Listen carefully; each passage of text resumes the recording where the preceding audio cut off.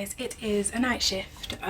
So far not really much, but I came in and there was a lady pushing, and basically she already had a student. The student wanted to stay, and they were going to prioritize me because I'm third year, but just because the student had actually been moved from another delivery she was going to get, because of the third year, they were like, okay, let her stay. And I also felt bad, so I was like, it's cool, like it's not that deep, she can stay, she's been looking after the woman all day. So yeah, so then I had a postnatal lady, and the plan was literally just to get her to use the toilet and to get her to shower, because she hadn't used the toilet since midday and it was now like 8 o'clock. But yeah, I was just looking after her because baby was actually in the special care for babies, because on her last scan they saw that baby had a lung tumor. It is called, let me get the name, I don't have it, something about eschenic lung abnormality or something, which is quite sad, but she's coping well, and going to see baby and everything. So I took the lead in looking after her. I done her checks, her observations, asked her how she's doing, supported her to the bathroom and to shower, and just transferred her and handed her over. So that's been the night so far, but let's see what's to happen in the upcoming hours, isn't it? Because got a lot of hours left. Hey guys, it is almost 1 a.m. and I just got a baby. I'm on 16 and it was so fast, but I will tell you the story in due time. Hey guys, I am back. I am home. I left shift like an hour later. I forgot to add my hours. I'm coming to be writing 13.5 hours, man. I am tired. So the shift got quite hectic, I can't lie. So after the morning when I was rejected, and then I had a postnatal, on the induction bay, there was a lady who was 6 centimeters, and it was first baby. And then there was a lady who was 3 centimeters, but was gonna be her second baby. So we got told to take the lady who was 6 centimeters, of course. My midwife was like, oh, can we take the lady who's 3 centimeters and she's para 1? So that means it's going to be her second baby. And they were like, you can't choose. But she was trying to nice me. Like, she's been amazing. Because she was basically saying she doesn't have the best of luck when it's a woman's first time having their baby. It may end up being forceps or 1-2s or cesarean section. And yeah, so anyway, we took the lady, we went to take handover, and her partner kept coming out, and he was like, yeah, she's saying she can feel the head, is that possible right now? She's in lots of distress and all of that stuff. And we're like, yeah, we're coming, we're just taking handover, then she's gonna go onto the wards anyway. So yeah, so she was making mad noises, and those noises are what you normally hear when someone is coming to give birth, like when baby's coming. So we went to the room, and she said it's baby's head, but it was the sac. It was her, she shrummed. So shrum is spontaneous rupture of membranes, SROM. So she shrummed. And literally the sac was literally right there. Like it didn't burst. The sac literally came out like that. Obviously not a baby inside, a part of the sac. Yeah, let me say it like that, because you're going to think, oh, the sac and baby just came out. But no, part of the sac came out. So now afterwards, they wanted me to get the midwife in charge. I couldn't find her, so I just found out what beds were available. And I was like, yeah, let's go to this room. Come to the room. Now what was I doing? I was doing something, came back to the room, and the midwife was like, put on your gloves. So I put my gloves. I was like, all right, put my gloves. So I put my gloves, yeah. And I was like, all right, calm, baby is coming.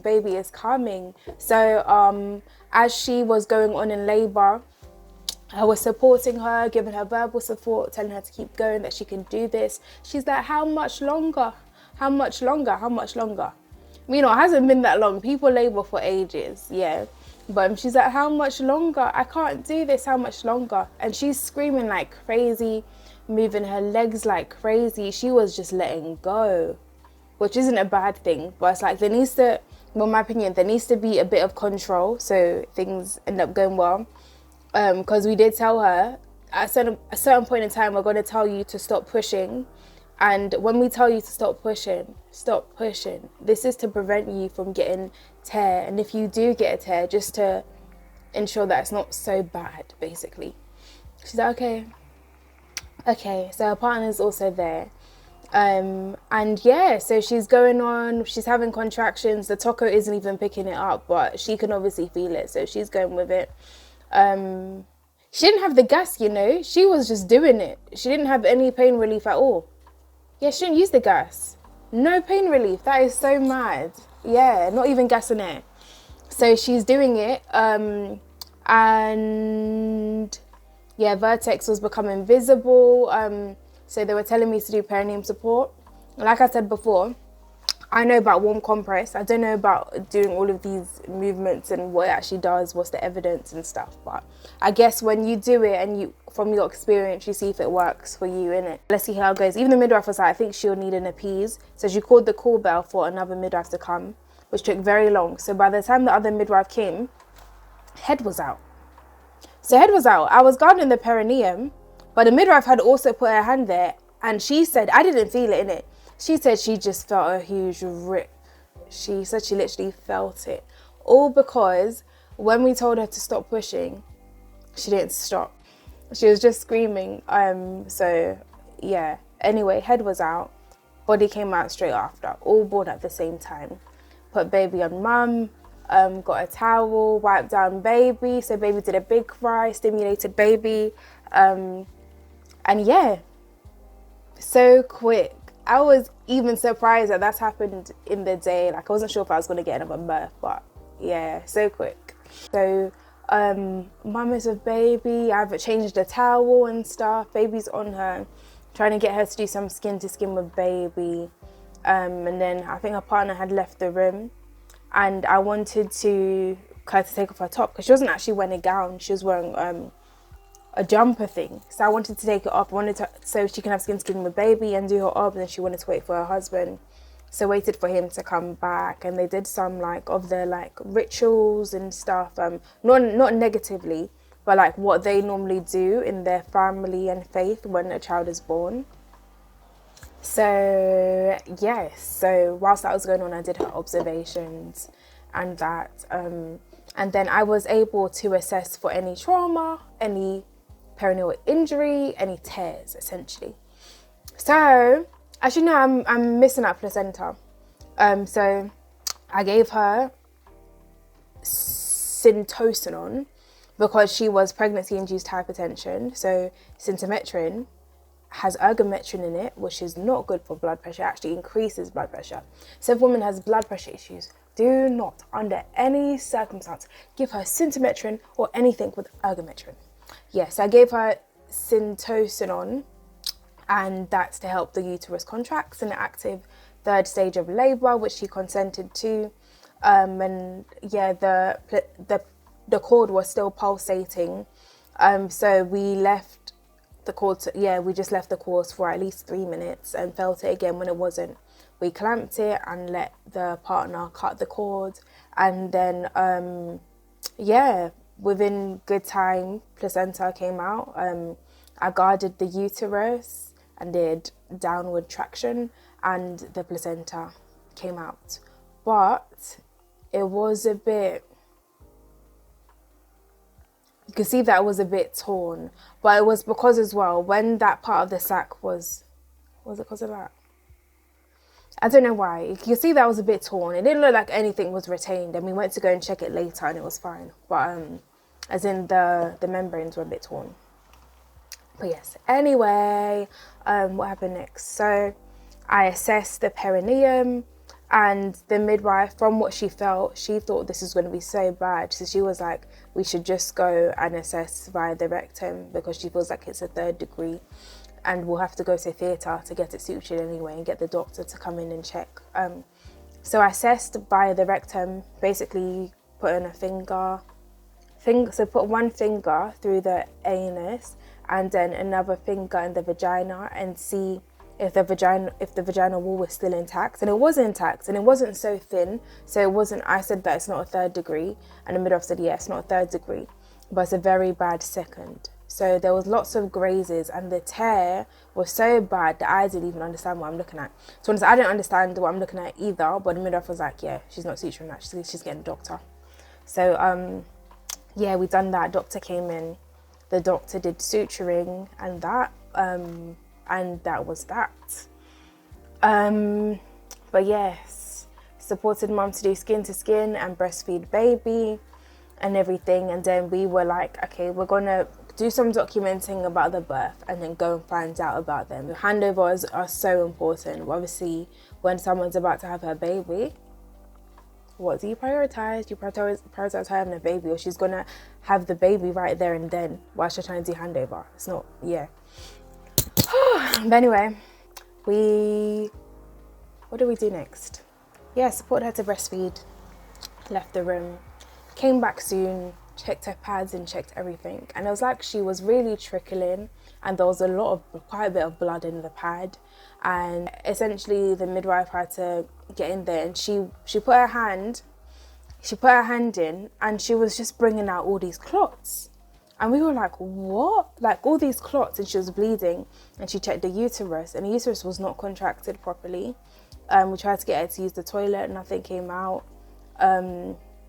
Yeah, she was just bleeding lots. So we asked for doctor's assessment and stuff. No, we asked the midwife in charge to come on, and she was like, all right, 40 units. So 40 units means 40 units of syntocinon. If you give 40 units of synthometrin, and when they asked me, I must have said synthometrin by accident, give 40 units of synthometrin, that woman's blood pressure is going to be sky high, so dangerous. So never do that. Not that I was doing it, but I said it by accident, because synthometrin and syntocinon sound similar, I think. Well, to me it does. But yeah, so I asked the midwife to help me, and I was actually able to draw it up and then add it to I can't remember how big the bag was it 500 mils? Am I wrong? But add it to a bag of sodium chloride, 0.9%, and then attach it. And then I couldn't attach it to her cannula, but I attached it to the IV machine thing. I don't know what the technical name for it is, sorry. But and then we basically fed it through the woman's vein, and then the bleeding was still going on. The doctor came in to review and recommended that we give her tranexamic acid, which I did. And then later on again, because the bleeding was still going on, they recommended that we give her misoprostol. So I think we had exhausted everything that we can give her to manage her bleeding. Misoprostol, I think it goes in it's per rectum. So we had another woman, and this next woman, I think was the woman we was going to have before, who the midwife wanted us to have before. But she, I think, baby number 4 possibly? Yeah, baby number 4. She had 1 normal birth and then 2 cesarean sections, and was going for another normal birth.